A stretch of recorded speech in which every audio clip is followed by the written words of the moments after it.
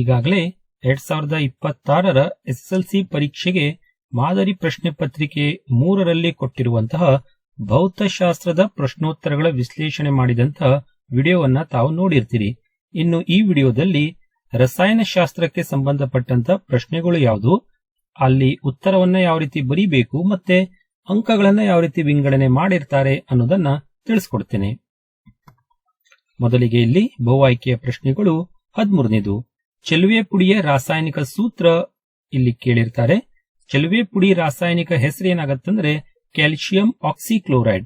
So ರಾಸಾಯನಿಕ ಸೂತ್ರ calcium ಅಂದ್ರೆ Ca, oxy means oxygen, chloride ಅಂದ್ರೆ Cl2, CaOCl2 ಇದರ ಒಂದು ರಾಸಾಯನಿಕ ಅಣುಸೂತ್ರ ಆಗಿದೆ.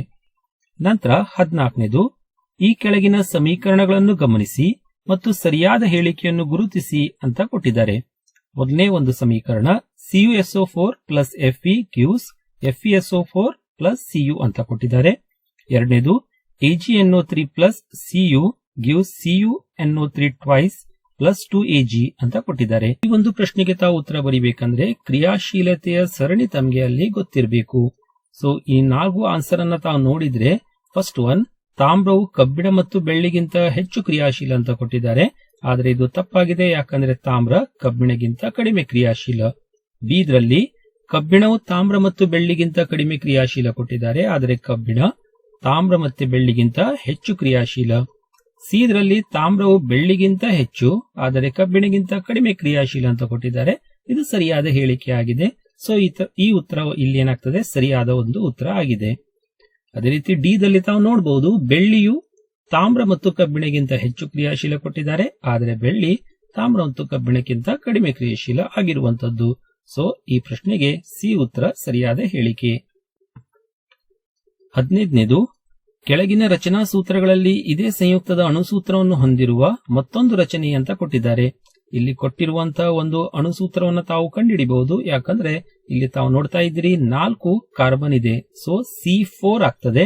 ಮತ್ತೆ ಹೈಡ್ರೋಜನ್ಗಳು ಇಲ್ಲಿ ತಾವು ಕೌಂಟ್ ಮಾಡಬಹುದು 1 2 3 4 5 6 7 8 9 10. ಸೊ C4H10 ಅಂತ ಆಗತ್ತೆ, ಅದು ಬ್ಯೂಟೇನ್ ನ ಅಣುಸೂತ್ರ. ಸೊ ಇಲ್ಲಿ ABCDಯಲ್ಲಿ ತಾವು ಬ್ಯೂಟೇನ್ ನ ಇನ್ನೊಂದು ರಚನೆಯನ್ನ ಕಂಡುಹಿಡಿಬೇಕು, ಅದು ಐಸೋಬ್ಯೂಟೇನ್ ಆಗಿದೆ.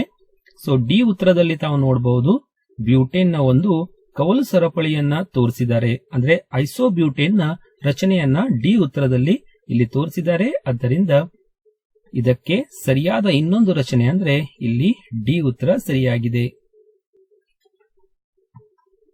16ನೇದು ಒಂದು ಚಿತ್ರವನ್ನ ಕೊಟ್ಟಿದ್ದಾರೆ. ಕೆಳಗೆ ಕೊಟ್ಟಿರುವ ಚಿತ್ರದ ಮೂಲಕ ತೋರಿಸಿರುವ ಪ್ರಯೋಗಗಳಲ್ಲಿ ಕಂದು ಬಣ್ಣದ ಧೂಮವು ಉಂಟಾಗಲು ಕಾರಣವೇನು ಅಂತ ಕೊಟ್ಟಿದ್ದಾರೆ. ಇಲ್ಲಿ ಸೀಸದ ನೈಟ್ರೇಟ್ ಅಂದ್ರೆ PbNO3 ಟ್ವೈಸ್ ಅನ್ನುವಂತ ಅಣುಸೂತ್ರ ಇರುವಂತಹ ಒಂದು ಕಾಂಪೌಂಡ್ ಸಂಯುಕ್ತವನ್ನ ಇಲ್ಲಿ ಬರ್ನರ್ ನಲ್ಲಿ ಕಾಯಿಸಲಾಗ್ತಾ ಇದೆ. ಸೊ ಇಲ್ಲಿಂದ ಒಂದು ಹೊಗೆ ಉಂಟಾಗ್ತಾ ಇದೆ. PbNO3 ಅಂದ್ರೆ ಅಲ್ಲಿ NO2 ನೈಟ್ರೋಜನ್ ಡೈಆಕ್ಸೈಡ್ ಅನಿಲ ಉತ್ಪತ್ತಿ ಆಗ್ತಿರುವಂತದ್ದು. ಸೊ ಉತ್ತರ ಸೀಸದ ನೈಟ್ರೇಟ್ ವಿಭಜನೆಗೊಂಡು ನೈಟ್ರೋಜನ್ ಡೈಆಕ್ಸೈಡ್ ಬಿಡುಗಡೆಯಾಗುವುದರಿಂದ ಆ ಕಂದು ಬಣ್ಣದ ಧೂಮಲ್ಲಿ ಕಾಣಿಸ್ತದೆ. 17ನೇದು ನಿಸರ್ಗದಲ್ಲಿ ಶುದ್ಧ ರೂಪದಲ್ಲಿ ದೊರೆಯುವ ಯಾವುದಾದರೂ 2 ಲೋಹಗಳನ್ನು ಹೆಸರಿಸಿ ಅಂತ ಹೇಳಿದ್ದಾರೆ. ಚಿನ್ನ, ಬೆಳ್ಳಿ, ಪ್ಲಾಟಿನಂ. ಇದರಲ್ಲಿ ಯಾವುದೇ 2 ಲೋಹವನ್ನ ಬರೆದಾಗ 1 ಅಂಕವನ್ನ ಪಡ್ಕೊಳ್ತೀರಿ. 18ನೇದು ಹೈಡ್ರೋಜನೀಕರಣದ ಮಹತ್ವವೇನು ಅಂತ ಕೇಳಿದ್ದಾರೆ. ಹೈಡ್ರೋಜನೀಕರಣದ ಮಹತ್ವ ಅಂದ್ರೆ ಅಪರ್ಯಾಪ್ತ ಕಾರ್ಬನ್ ಸಂಯುಕ್ತಗಳನ್ನು ಪರ್ಯಾಪ್ತ ಕಾರ್ಬನ್ ಸಂಯುಕ್ತಗಳನ್ನಾಗಿ ಪರಿವರ್ತಿಸಬಹುದು. ಇದು ಹೈಡ್ರೋಜನೀಕರಣಕ್ಕೆ ವ್ಯಾಖ್ಯಾನ ಕೂಡ ಆಗಿದೆ. ಹೆಚ್ಚು ಕ್ರಿಯಾಶೀಲ ಕೊಬ್ಬುಗಳನ್ನು ಕಡಿಮೆ ಕ್ರಿಯಾಶೀಲ ಕೊಬ್ಬುಗಳನ್ನಾಗಿ ಪರಿವರ್ತಿಸಬಹುದು. ನಂತರ ಕಾರ್ಬನ್ ಸಂಯುಕ್ತಗಳ ಸಂಗ್ರಹಾವಧಿ ಅಂದ್ರೆ ಅದನ್ನ ಸಂಗ್ರಹ ಮಾಡುವಂತಹ ಕಾಲ ಏನಿದೆಯಲ್ಲ ಅದನ್ನ ಹೆಚ್ಚಿಸಬಹುದು. ಸೊ ಇಲ್ಲಿ ಅರ್ಧ ಅಂಕ 1 ಅಂಕವನ್ನ ತಾವಿಲ್ಲಿ ಪಡ್ಕೊಳ್ತೀರಿ. ಇನ್ನು 2 ಅಂಕದ ಪ್ರಶ್ನೆಗಳಲ್ಲಿ 19ನೇದು ಜೇನುಹುಳ ಕುಟುಕಿದ ಜಾಗಕ್ಕೆ ಅಡಿಗೆ ಸೋಡಾದ ದ್ರಾವಣವನ್ನು ಸಾಮಾನ್ಯವಾಗಿ ಲೇಪಿಸಲಾಗುವುದು. ಈ ಕ್ರಮವನ್ನು ಸಮರ್ಥಿಸಿ ಅಂತ ಕೊಟ್ಟಿದ್ದಾರೆ. ಅಂದ್ರೆ ಇದಕ್ಕೆ ಕಾರಣವನ್ನ ತಾವಿಲ್ಲಿ ಬರೀಬೇಕು. ಉತ್ತರ ಜೇನುಹುಳು ಕುಟುಕು ಮೆಥನೋಯಿಕ್ ಆಮ್ಲವನ್ನು ಹೊಂದಿದ್ದು ಅದು ನೋವು ಮತ್ತು ಉರಿಯನ್ನು ಉಂಟು ಮಾಡುತ್ತದೆ. ಇದು ಮೊದಲನೇ ಸೆಂಟೆನ್ಸ್ ಬರೀಬೇಕು. ನಂತರ ಕುಟುಕಿದ ಜಾಗಕ್ಕೆ ಅಡುಗೆ ಸೋಡಾವನ್ನು ಲೇಪಿಸಿದಾಗ ಆಮ್ಲದ ಪರಿಣಾಮ ತಟಸ್ಥಗೊಂಡು ಉರಿ ಶಮನವಾಗುತ್ತದೆ ಅಥವಾ ಕಡಿಮೆಯಾಗುತ್ತದೆ ಅಂತ ಬರಿಬೇಕು. ಈ ಎರಡು ಕಾರಣವನ್ನ ಬರೆದಾಗ ಅಥವಾ ಸೆಂಟೆನ್ಸ್ ಬರೆದಾಗ ಒಂದು ಅಂಕ, ಒಟ್ಟಾರೆ 2 ಅಂಕವನ್ನ ಪಡ್ಕೊಳ್ತೀರಿ. 20ನೇ ಪ್ರಶ್ನೆಯಲ್ಲಿ 2 ಪ್ರಶ್ನೆಯನ್ನ ಕೇಳಿದ್ದಾರೆ. ಯಾವುದೇ ಒಂದಕ್ಕೆ ಉತ್ತರವನ್ನ ತಾವಿಲ್ಲಿ ಕೊಡಬೇಕು. ಸಿನ್ನಬಾರ್ ದಿಂದ ಶುದ್ಧ ಪಾದರಸವನ್ನು ಹೇಗೆ ಪಡೆಯಲಾಗುತ್ತದೆ ಅಂತ ಕೇಳಿದ್ದಾರೆ. ಉತ್ತರ: ಸಿನ್ನಬಾರ್ ಅನ್ನು ಗಾಳಿಯಲ್ಲಿ ಉರಿಸಿದಾಗ ಪಾದರಸದ ಆಕ್ಸೈಡ್ ಮತ್ತು ಸಲ್ಫರ್ ಡೈಆಕ್ಸೈಡ್ ದೊರಕುತ್ತದೆ. ಅದರ ಸಮೀಕರಣ ಕೂಡ ತಾವು ಬರೀಬೇಕು. ಸಿನ್ನಬಾರ್ ಅಂದ್ರೆ HgS plus O2 gives HgO ಪಾದರಸದ ಆಕ್ಸೈಡ್ ಮತ್ತು SO2 ಸಲ್ಫರ್ ಡೈಆಕ್ಸೈಡ್ ಉಂಟಾಗುವಂತದ್ದು. ಬ್ಯಾಲೆನ್ಸ್ ಮಾಡಲಿಕ್ಕೆ ಇಲ್ಲಿ 2, 3, ಇಲ್ಲಿ 2 ಮತ್ತೆ ಇಲ್ಲೂ ಕೂಡ 2 ಬರೀಬೇಕು. ಸೊ ಮೊದಲ ಈ ಹಂತಕ್ಕೆ 1 ಅಂಕವನ್ನ ಅಲ್ಲಿ ನಿಗದಿಪಡಿಸಿದ್ದಾರೆ. ನಂತರ ಪಾದರಸದ ಆಕ್ಸೈಡ್ ಅನ್ನು ಕಾಸಿದಾಗ ಪಾದರಸ ಮತ್ತು ಆಕ್ಸಿಜನ್ ವಿಭಜನೆಗೊಳ್ಳುತ್ತದೆ, ಅಂದ್ರೆ ಅಲ್ಲಿ ಪಾದರಸ ಉಂಟಾಗ್ತದೆ ಅಂತ ಬರೀಬೇಕು. ಅದಕ್ಕೂ ಕೂಡ ಒಂದು ಸಮೀಕರಣ ಇದೆ. 2HgO gives 2Hg plus O2. So ಎರಡೂ ಒಂದು ಪಾಯಿಂಟ್ ಬರೆದಾಗ ತಾವಿಲ್ಲಿ 2 ಅಂಕವನ್ನ ಪಡ್ಕೊಳ್ತೀರಿ. ಅಥವಾದಲ್ಲಿ ಇನ್ನೊಂದು ಪ್ರಶ್ನೆ ಇದೆ. ಕ್ಯಾಲ್ಸಿಯಂ ನೀರಿನೊಂದಿಗೆ ಪ್ರತಿವರ್ತಿಸಿದಾಗ ಏಕೆ ಬೆಂಕಿ ಹೊತ್ತಿಕೊಳ್ಳುವುದಿಲ್ಲ ಅಂತ ಕೇಳಿದ್ದಾರೆ. ಅಂದ್ರೆ ಸೋಡಿಯಂ ಅನ್ನ ನೀರಲ್ಲಿ ಹಾಕಿದ್ರೆ ಬೆಂಕಿ ಹೊತ್ಕೊಳ್ತದೆ, ಕ್ಯಾಲ್ಸಿಯಂ ನೀರಿನಲ್ಲಿ ಹಾಕಿದಾಗ ಬೆಂಕಿ ಯಾಕೆ ಹೊತ್ಕೊಳ್ಳುವುದಿಲ್ಲ ಅನ್ನುವಂತ ಪ್ರಶ್ನೆ ಇದೆ. ಉತ್ತರ ಈ ರೀತಿ ಬರಿಬೇಕು. ನೀರಿನೊಂದಿಗೆ ಕ್ಯಾಲ್ಸಿಯಂನ ಪ್ರತಿವರ್ತನೆಯು ಅಥವಾ ಪ್ರತಿವರ್ತನೆಯ ತೀವ್ರತೆ ಕಡಿಮೆಯಾಗಿದೆ ಅಂತ ಬರಿಬೇಕು. ಕ್ಯಾಲ್ಸಿಯಂ ನೀರಿನೊಂದಿಗೆ ವರ್ತಿಸಿದಾಗ ಬಿಡುಗಡೆಯಾಗುವ ಉಷ್ಣವು ಹೈಡ್ರೋಜನ್ ಅನ್ನು ಹೊತ್ತಿಕೊಳ್ಳಲು ಸಾಕಾಗುವುದಿಲ್ಲ. ಈ ಕಾರಣ ಕೂಡ ಅಲ್ಲಿ ಬರೆದಾಗ 2 ಅಂಕವನ್ನ ಪಡ್ಕೊಳ್ತೀರಿ. 2 ಅಂಕದ ಇನ್ನೊಂದು ಪ್ರಶ್ನೆ. ಕಾರ್ಬನ್ ಸಂಯುಕ್ತಗಳು ನಿಸರ್ಗದಲ್ಲಿ ಅತ್ಯಧಿಕ ಸಂಖ್ಯೆಯಲ್ಲಿ ಕಂಡುಬರುತ್ತದೆ ಏಕೆ? ಕಾರಣಗಳನ್ನು ಸ್ಪಷ್ಟಪಡಿಸಿ ಅಂತ ಕೊಟ್ಟಿದ್ದಾರೆ. ಸೊ ಉತ್ತರ ಈ ರೀತಿ ಬರೀಬೇಕು. ಕಾರ್ಬನ್ ಒಂದು ಟೆಟ್ರಾವೆಲೆಂಟ್ ಅಣುವಾಗಿದೆ, ಅಂದ್ರೆ ಚತುರ್ವೆಲೆನ್ಸಿ. Carbon valency 4. ಇದರಿಂದಾಗಿ ಕಾರ್ಬನ್ 4 ಇತರೆ ಕಾರ್ಬನ್ ಪರಮಾಣುಗಳೊಂದಿಗೆ ಅಥವಾ ಏಕವೆಲೆನ್ಸಿ ಧಾತುಗಳೊಂದಿಗೆ ಜೋಡಣೆಗೊಳ್ಳುವ ಸಾಮರ್ಥ್ಯವನ್ನು ಹೊಂದಿದೆ. ಮತ್ತೊಂದು ಕಾರ್ಬನ್ನ ಗುಣ ಅಂದ್ರೆ ಕೆಟನೀಕರಣ. ಕಾರ್ಬನ್ ಇತರೆ ಕಾರ್ಬನ್ ಪರಮಾಣುಗಳೊಂದಿಗೆ ಬಂಧವನ್ನು ಏರ್ಪಡಿಸಿಕೊಂಡು ಬೃಹತ್ ಅಣುಗಳನ್ನ ಉಂಟು ಮಾಡುತ್ತದೆ. ಸೊ ಈ 2 ಗುಣಗಳು ಇರುವುದರಿಂದ ಕಾರ್ಬನ್ನ ಸಂಯುಕ್ತಗಳು ನಿಸರ್ಗದಲ್ಲಿ ಅತ್ಯಧಿಕ ಸಂಖ್ಯೆಯಲ್ಲಿ ಕಂಡುಬರುವುದು.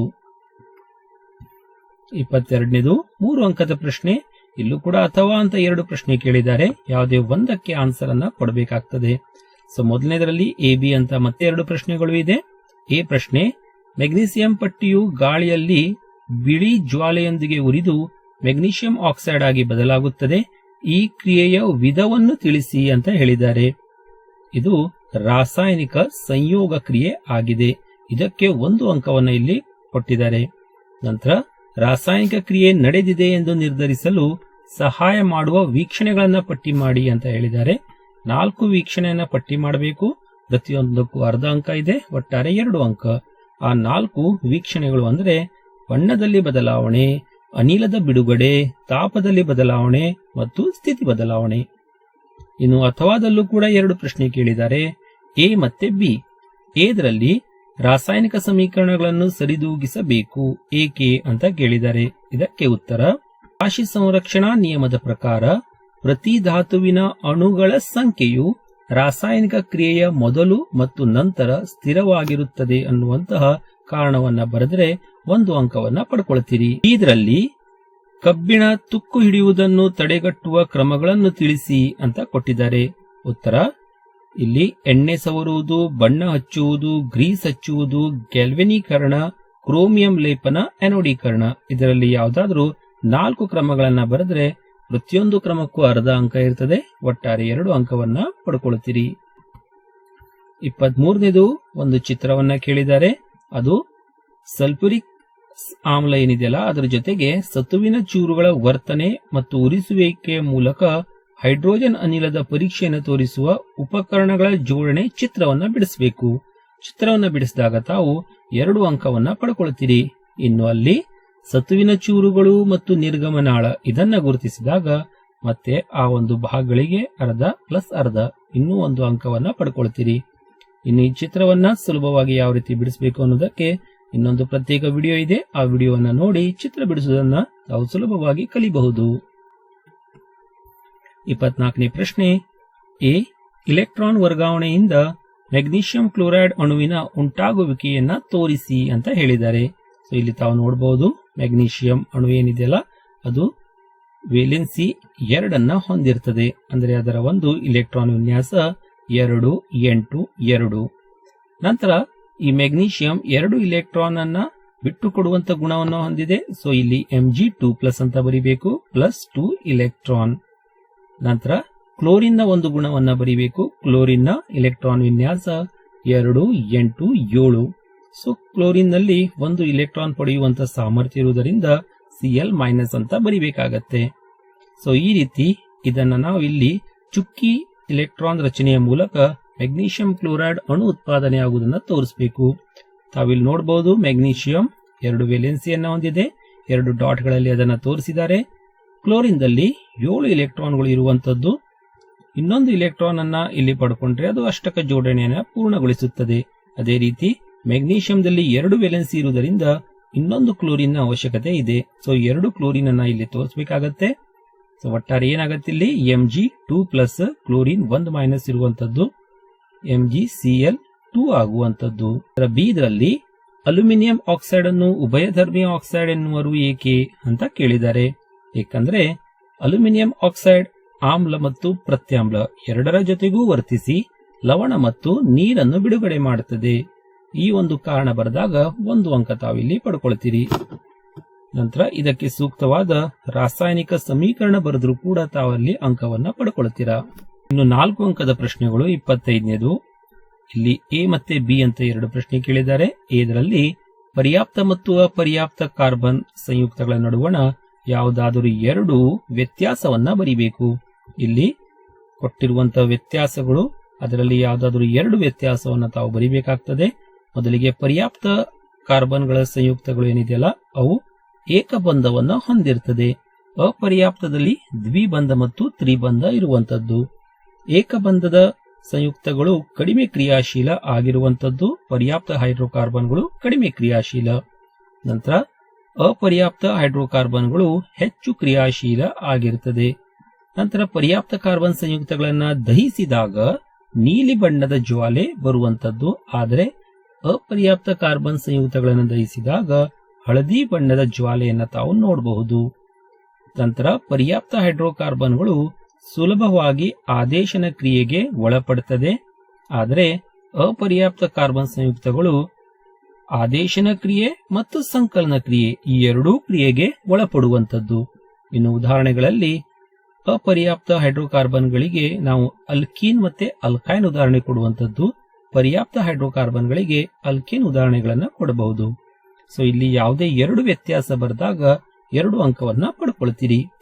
ಇನ್ನು ಬಿ ಇದರಲ್ಲಿ ಏನ್ ಕೇಳಿದ್ದಾರೆ, ರಚನಾ ವಿನ್ಯಾಸವನ್ನ ತಾವು ಬರಿಬೇಕು, ಜೊತೆಗೆ ಅಣುಸೂತ್ರವನ್ನು ಕೂಡ ಬರಿಬೇಕು. ಪ್ರೊಪೆನೋಯಿಕ್ ಆಮ್ಲ ಮತ್ತು ಸೈಕ್ಲೋಹೆಕ್ಸೇನ್. ಪ್ರೊಪೆನೋಯಿಕ್ ಆಮ್ಲ ಅಂದ್ರೆ ಅದರಲ್ಲಿ ಪ್ರೋಪೇನ್ ಇದೆ ಮತ್ತು ಕಾರ್ಬಾಕ್ಸಿಲಿಕ್ ಆಮ್ಲ ಇದೆ. ಪ್ರೋಪೇನ್ ಅಂದ್ರೆ 3 ಕಾರ್ಬನ್ ಅಣು ಇರುವಂತದ್ದು, ಅದನ್ನ ಈ ರೀತಿ ಬಿಡಿಸಿ ಬರಿಬೇಕು. CH3 CH2 COOH ಇದು ಪ್ರೊಪೆನಿಕ್ ಆಮ್ಲದ ಅಣುಸೂತ್ರ. ಇನ್ನು ಸೈಕ್ಲೋಹೆಕ್ಸೇನ್ ನ ಒಂದು ಅಣುಸೂತ್ರವನ್ನು ನೋಡೋಣ. ಸೈಕ್ಲೋಹೆಕ್ಸೇನ್, ಹೆಕ್ಸೇನ್ ಅಂದ್ರೆ 6 ಕಾರ್ಬನ್ ಇರುವಂತದ್ದು. ಸೈಕ್ಲೋ ಇರುವುದರಿಂದ ಇದರ ಒಂದು ಸೂತ್ರ CnH2n ಆಗ್ತದೆ. ಅದರಿಂದ ಕಾರ್ಬನ್ ಎಷ್ಟು ಅಣುಗಳು ಇದೆ ಅದರ ದ್ವಿಗುಣದಷ್ಟು ಹೈಡ್ರೋಜನ್ ಅಣುಗಳು ಇರುವಂತದ್ದು, C6H12. ಇನ್ನು ರಚನಾ ವಿನ್ಯಾಸದಲ್ಲಿ ತಾವಿಲ್ಲಿ ನೋಡಬಹುದು 3 ಕಾರ್ಬನ್ಗಳು ಇದೆ, 3 ಕಾರ್ಬನ್ ಐಟಮ್ಸ್ ಅನ್ನ ಬರಿಬೇಕು. ಹೈಡ್ರೋಜನ್ ಗಳನ್ನ ಇಲ್ಲಿ ತೋರಿಸುವಂತದ್ದು. ನಂತರ ಕಾರ್ಬಾಕ್ಸಿಲಿಕ್ ಆಮ್ಲದ ಕ್ರಿಯಾ ಗುಂಪು C ಡಬಲ್ ಬಾಂಡ್ ಆಕ್ಸಿಜನ್ ಇದೆ, ನಂತರ C ಸಿಂಗಲ್ ಬಾಂಡ್ OH ಇರುವಂತದ್ದು. ಇನ್ನು ಸೈಕ್ಲೋಹೆಕ್ಸೇನ್ ಗಳಲ್ಲಿ 6 ಕಾರ್ಬನ್ ಗಳನ್ನ ಈ ರೀತಿ ಸೈಕಲ್ ರೂಪದಲ್ಲಿ ತೋರಿಸಬೇಕು. ಮುಚ್ಚಿದ ಸರಪಳಿಯ ರೂಪದಲ್ಲಿ ಪ್ರತಿಯೊಂದು ಕಾರ್ಬನ್ಗೆ 2 ಹೈಡ್ರೋಜನ್ಗಳು ಇರುವಂತದ್ದು. ಸೊ ಇವೆರಡಕ್ಕೂ ಇಲ್ಲಿ ಅರ್ಧ ಅಂಕ ಇರ್ತದೆ. ಹೆಸರನ್ನ ಬರೆದ್ರೆ ಮತ್ತೆ ಅರ್ಧ ಅಂಕ ಇರುವಂತದ್ದು. ಒಟ್ಟಾರೆ 2 ಅಂಕ ಇದಕ್ಕೆ ಇಲ್ಲಿ ನಿಗದಿಪಡಿಸಲಾಗಿದೆ.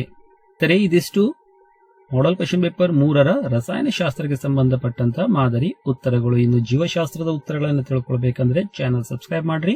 ಪ್ಲೇ ಲಿಸ್ಟ್ ಇಂದಲ್ಲಿ ಆ ವಿಡಿಯೋ ನೋಡಿ ಉತ್ತರಗಳನ್ನು ತಿಳ್ಕೊಳ್ಬಹುದು.